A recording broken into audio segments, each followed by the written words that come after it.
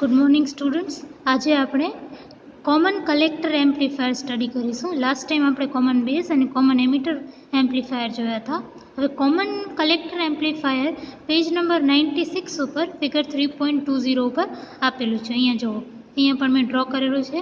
તો આ જો મારું NPN ટ્રાન્ઝિસ્ટર છે એને મેં કોમન કલેક્ટર મોડમાં રાખ્યું છે. વેર કલેક્ટર ઇઝ કોમન. ઇનપુટ જે ઇનપુટ છે, ઇનપુટ સિગ્નલ મારી આ એમ્પ્લીફાયર હોય ત્યારે મને એસી ઇનપુટ આપવું પડે.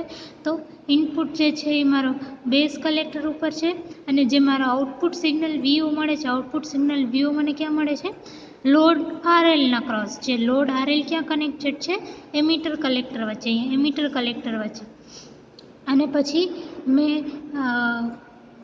VBB અને VEEના થ્રુ મારા કોમન કલેક્ટર ટ્રાન્ઝિસ્ટરને બાયસ કર્યું છે.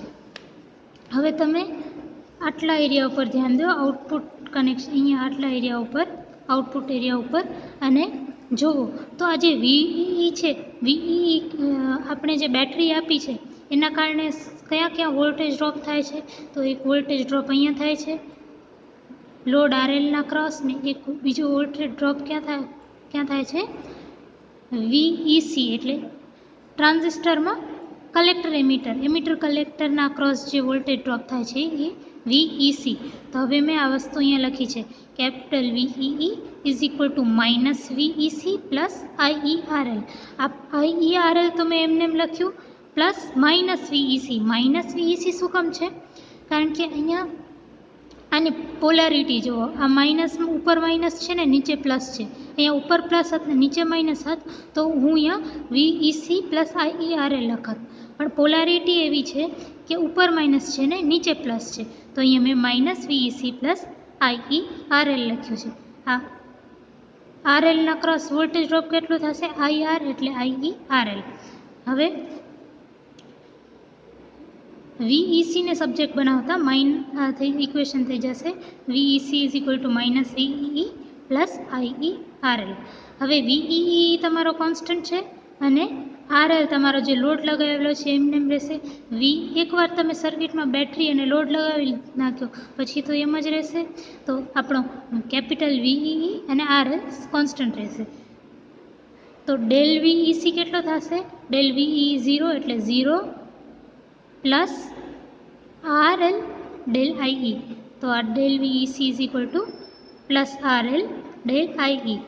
હવે એ તો જે ચેન્જ મને અહીંયા મળે છે એ ચેન્જ મારો અહીંયા મળશે. પેરેલલ સર્કિટ છે એટલે તો VO will also equal to del VEC, that is RL del IE. Output voltage VO is equal two RL del IE. અહીંયા મેં ફિગર ડ્રો કર્યો છે. તો ઉપર જો મારી ઇનપુટ્સ VS છે જે હું AC ઇનપુટ લગાવું છું, અને નીચે મેં જે બતાવ્યું છે આ સર્કિટ, આ છે આઉટપુટ વોલ્ટેજ VO. હવે during positive half of input cycle, during positive half of input cycle એટલે આ પાર્ટ, આ area positive half of input cycle, જ્યારે VS પોઝિટિવ હશે, જ્યારે VS પોઝિટિવ હશે ત્યારે શું થશે? ધ્યાન આપો. જ્યારે VS પોઝિટિવ હશે ત્યારે મારો ઉપરનો ભાગ પોઝિટિવ અને નીચેનો ભાગ નેગેટિવ થશે. એટલે આ રીતે થશે, આ રીતે થશે. તો હવે જુઓ, VS પોઝિટિવ છે તો ઉપર પોઝિટિવ, નીચે નેગેટિવ, એટલે પોઝિટિવ નેગેટિવ. હવે VBB અને આ VS ઉપર ધ્યાન આપો. તો VBB અને VS એકબીજાને શું કરે છે? સાથ આપે છે. એટલે મારી જે VBC હશે એકબીજાના સાથે છે. જો તો મારો VBC will be equal two VBB plus VS. એટલે જેમ જેમ મારો VS વધશે, જેમ જેમ મારું VS વધશે એમ એમ મારું VBC પણ વધશે, કારણ કે VBB ને VS એકબીજાના પ્લસ એડ કરે છે, એકબીજા સાથે છે. તો during positive half cycle as the input voltage VS increases, VBC will also increase, VBC will also increase.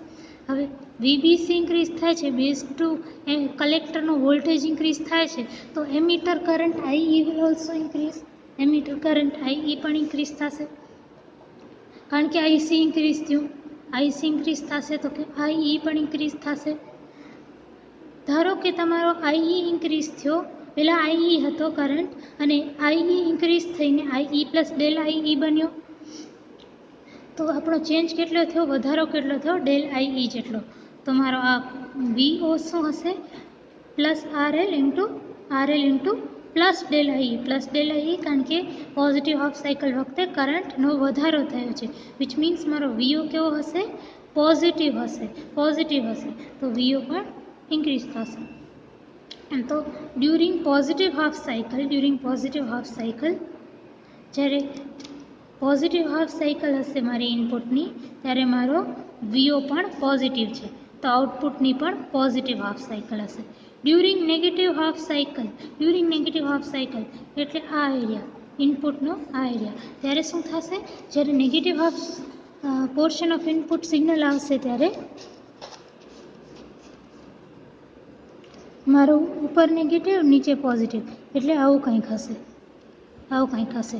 હવે ધ્યાન આપો તો વીબીબી અને વીએસ એકબીજાને વિરુદ્ધમાં છે, એટલે વીબીબી માઇનસ વીએસ થશે. તો વીબીસી શું થશે, વીબીબી માઇનસ વીએસ. તો જેમ જેમ મારો વીએસ વધતો જશે એમ મારું વીબીસી ઘટતું જશે, કારણ કે આ અને આ એકબીજાને ઓપોઝિટ છે. તો આ વધશે એટલે વીબીબી માઇનસ વીએસ ઘટશે, વીબીસી ઘટશે, એટલે કે મારા નેગેટિવ હાફ સાયકલમાં જ્યારે વીએસ વધશે ત્યારે વીબીસી ઘટશે.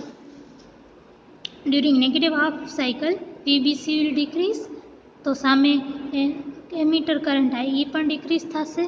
ધારો કે પહેલાં એમીટર કરંટ આઈ હતું અને પછી એ આઈ માઇનસ ઘટીને આઈ માઇનસ ડેલ આઈ થઈ ગયું, તો કેટલો ઘટાડો થયો, માઇનસ ડેલ આઈ જેટલો.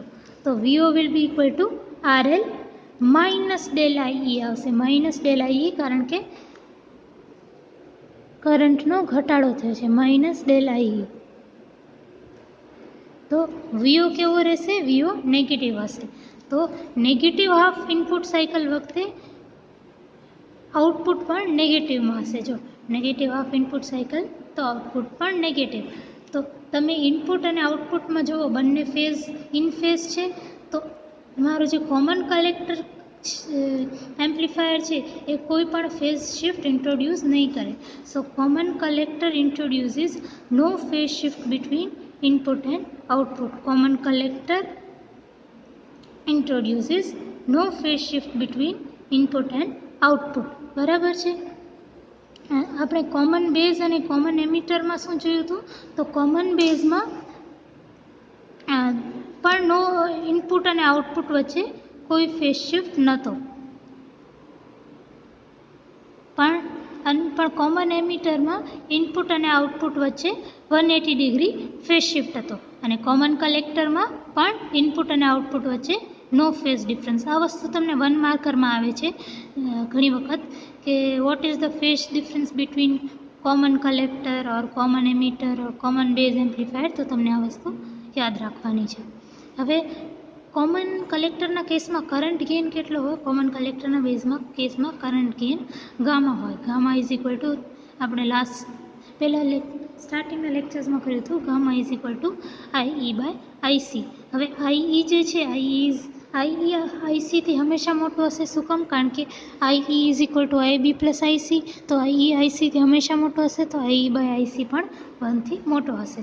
તો કોમન કલેક્ટરના કેસમાં કરંટ ગેઇન 1 થી વધારે હોય, so current gain is high. Common કલેક્ટરના કેસમાં voltage gain little less than 1 હશે. વોલ્ટેજ ગેઇન 1 થી ઓછો હશે, પણ બહુ 1 થી થોડોક ઓછો હશે.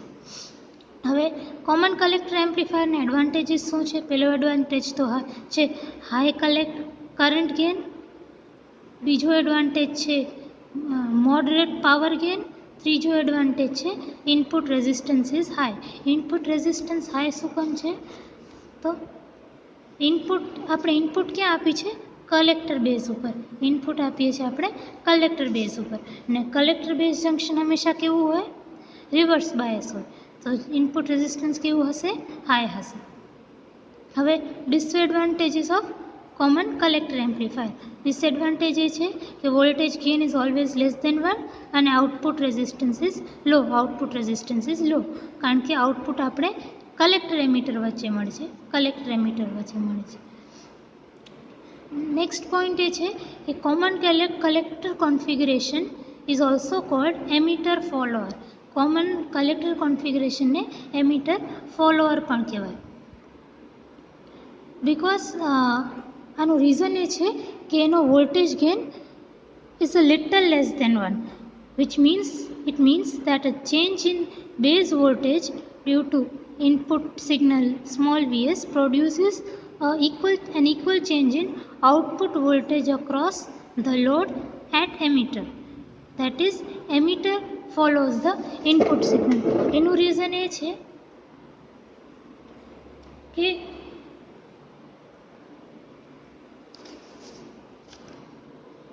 એનું રીઝન એ છે કે અગર ઇનપુટમાં સ્મોલ ચેન્જ થશે, ઇનપુટ જે બેઝ ઉપર છે એ ઇનપુટ સિગ્નલ વીએસમાં સ્મોલ ચેન્જ થશે, તો આ સ્મોલ ચેન્જના કારણે ઇક્વલ અમાઉન્ટ ઓફ ચેન્જ મારા આઉટપુટમાં પણ થશે. ને આઉટપુટ ક્યાં છે? તો એમિટરના ક્રોસ છે. તો શું નામ આપ્યું?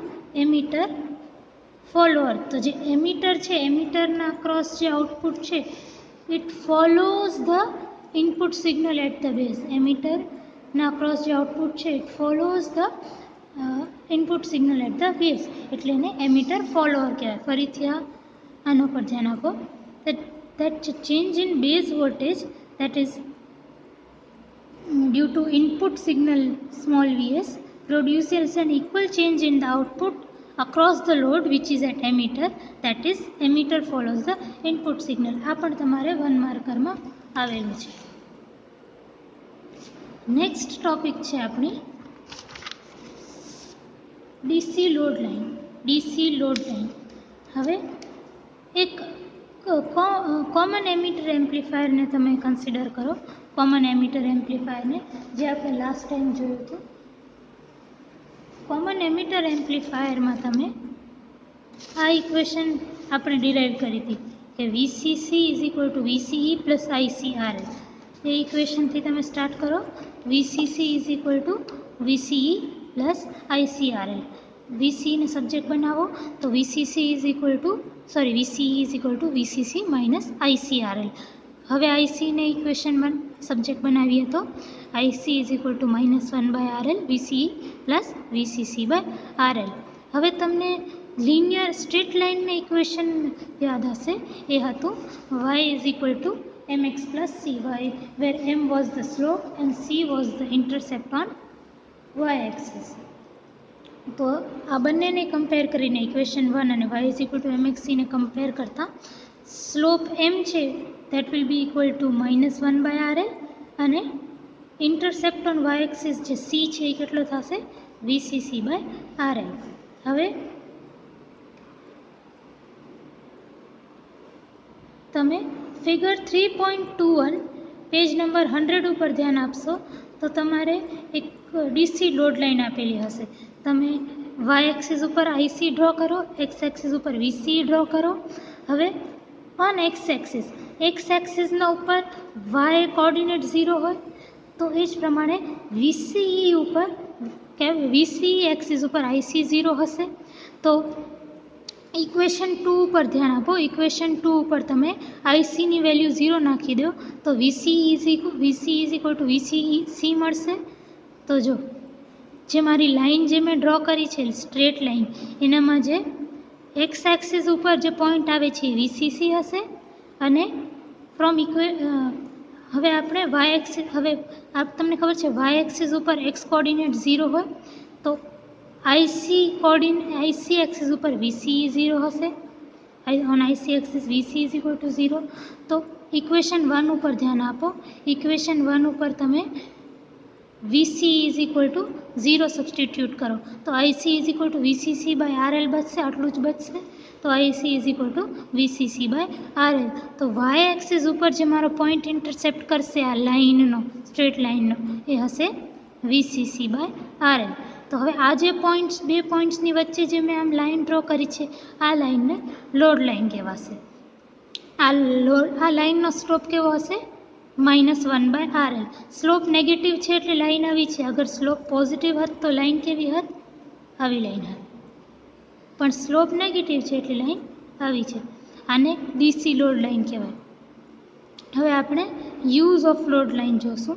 તો for analysis of performance of CE amplifier it is necessary to know the values of IC and VCE under quiescent condition or zero signal condition for given value of IB, RL and VCC. હવે આપણે transistor એમ્પ્લીફાયરને performance જોવા માટે કેવું performance હશે CE એમ્પ્લીફાયરનું એ જાણવા માટે આપણે IC અને VCEની વેલ્યુ જાણવી પડશે જ્યારે ઝીરો AC સિગ્નલ ઇનપુટમાં હશે ત્યારે. હવે આપણે એમ્પ્લીફાયર કેવું હોય તો એમ્પ્લીફાયરના ઇનપુટ સિગ્નલમાં આપણે એસી સિગ્નલ અપ્લાય કરીએ અને આઉટપુટમાં આપણે એનું એમ્પ્લીફાઈડ વર્ઝન મળે, એનું મોટું વર્ઝન મળે. પણ એના પરફોર્મન્સને એનાલાઇઝ કરવા માટે આપણે જ્યારે AC input signal zero signal condition હશે, જ્યારે આપણે એસી સિગ્નલ અપ્લાય નથી કરતા CE એમ્પ્લીફાયરમાં, ત્યારે મારું IC અને VCE શું હશે એ આપણે જાણવું પડશે. તો ક્વિસન્ટ કન્ડિશન એટલે કેવી કન્ડિશન? તો zero AC signal condition for a given value of IB, RL and VCC. Now in a given circuit we know how much voltage we have applied and VCC and how much load we have kept RL. So we can draw a load line on the output circuit of transistor by drawing a straight line between points A 0 VCC by RL and B VCC 0.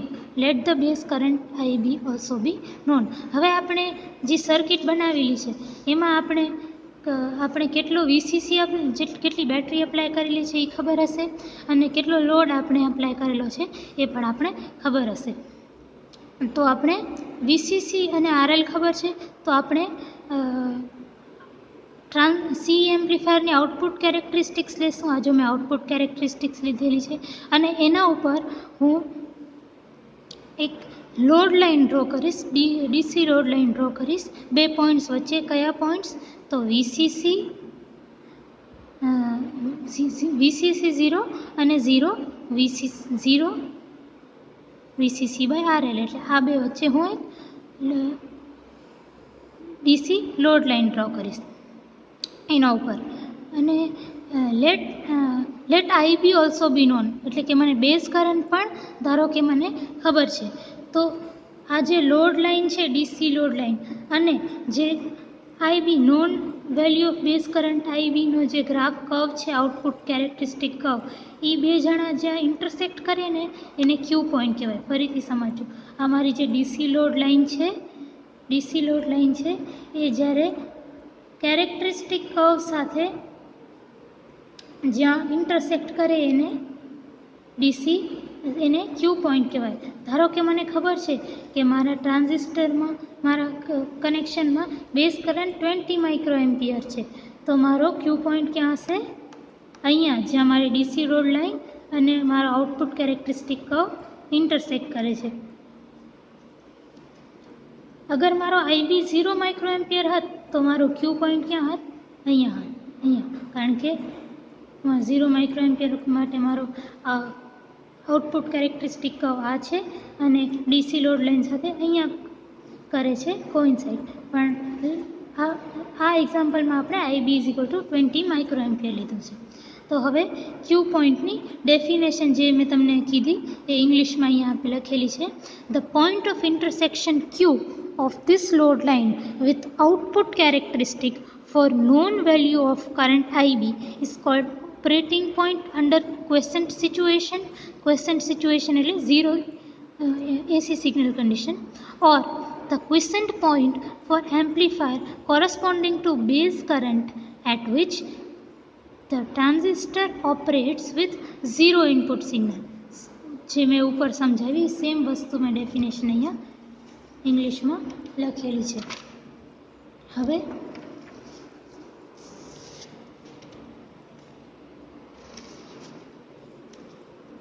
Operating point જે છે, operating point એ ત્રણ વસ્તુને represent કરે. Operating point ત્રણ વસ્તુને represent કરે. એક required DC base current IB, બીજો DC collector voltage VCE and the DC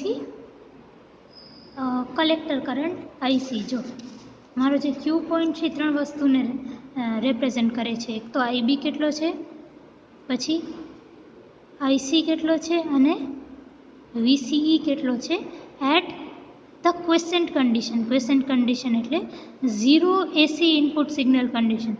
AC input આપણે નાખ્યો નથી, 0 AC ઇનપુટ સિગ્નલ કન્ડિશન. એસી સિગ્નલ નથી નાખી, પણ ડીસી સિગ્નલ તો છે જ. જો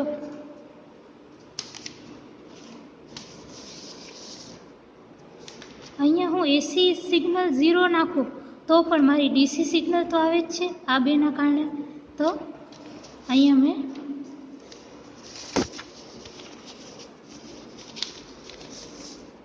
અહીંયા જો ડીસી બધી જગ્યાએ DC collector current, DC collector voltage અને ડીસી બેઝ કરંટ એ રીતે રાખ્યું છે.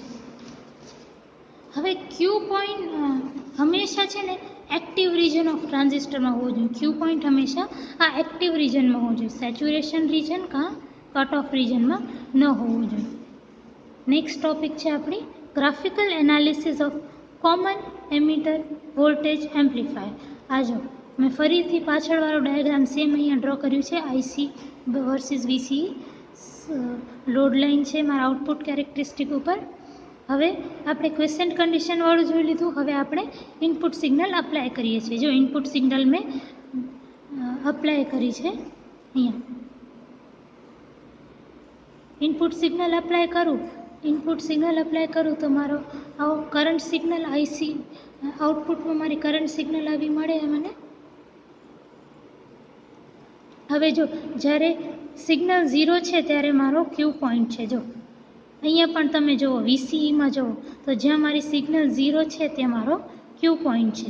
હવે મારી સિગ્નલ અહીંયા વધે છે, આ પોઈન્ટ ઉપર આવે છે, તો આ જો મારો VCE પણ સામે કલેક્ટર કરંટ વધે છે તો સામે કલેક્ટર વોલ્ટેજ આમ વધે છે. જો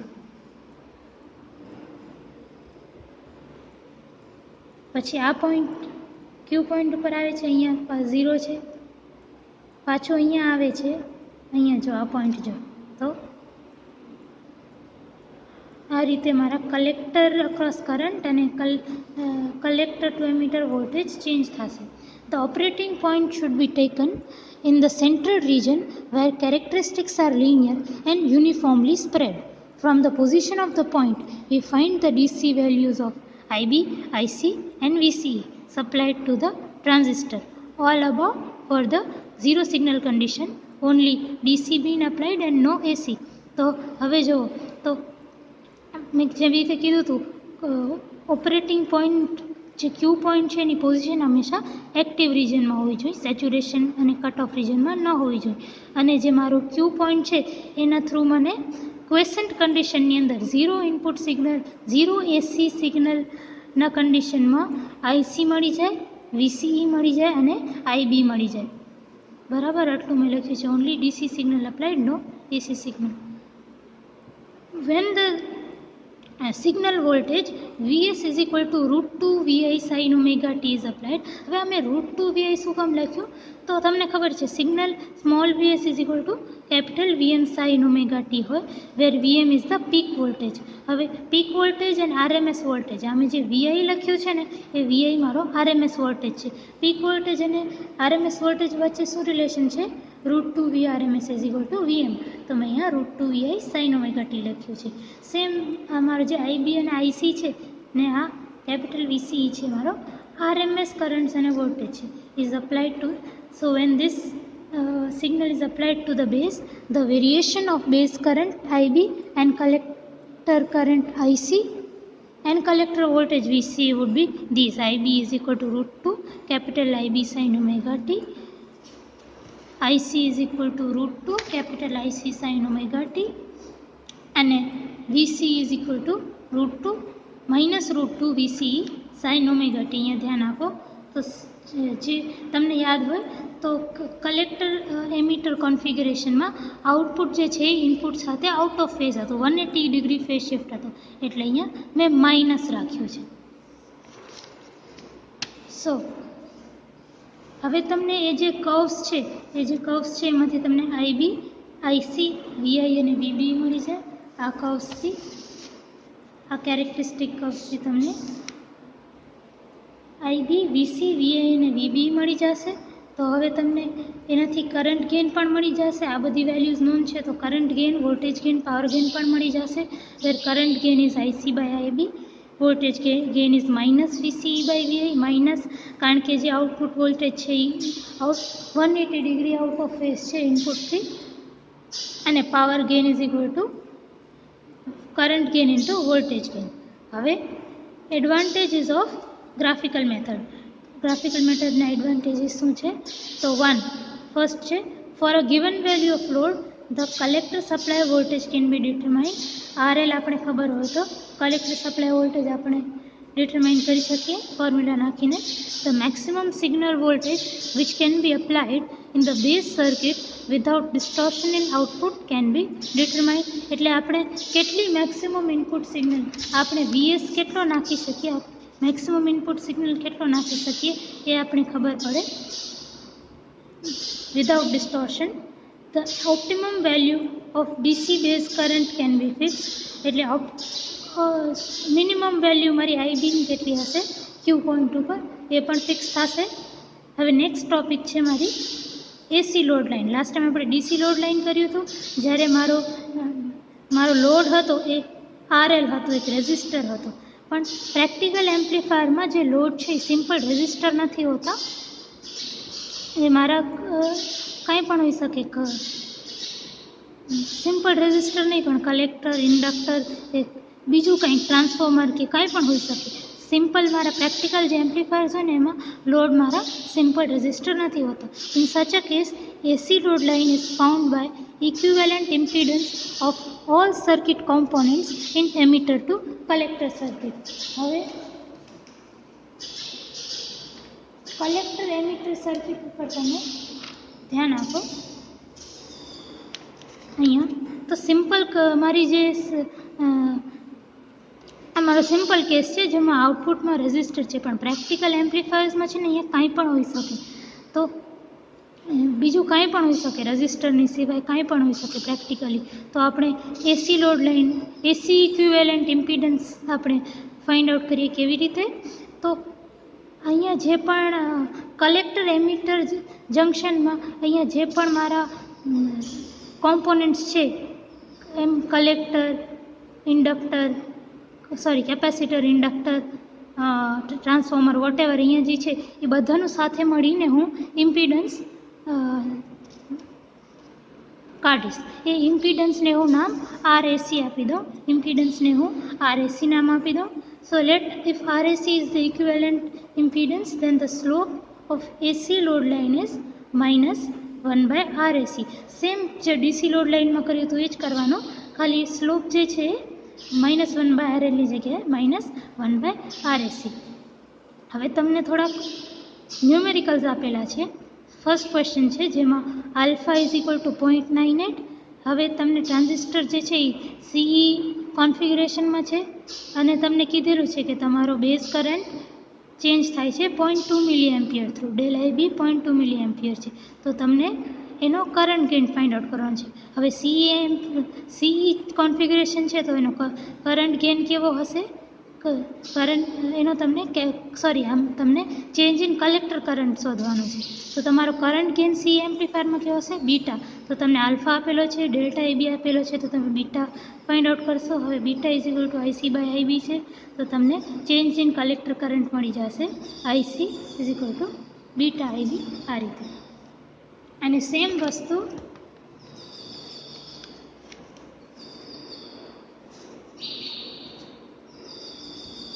આપણે અહીંયા લખેલી છે.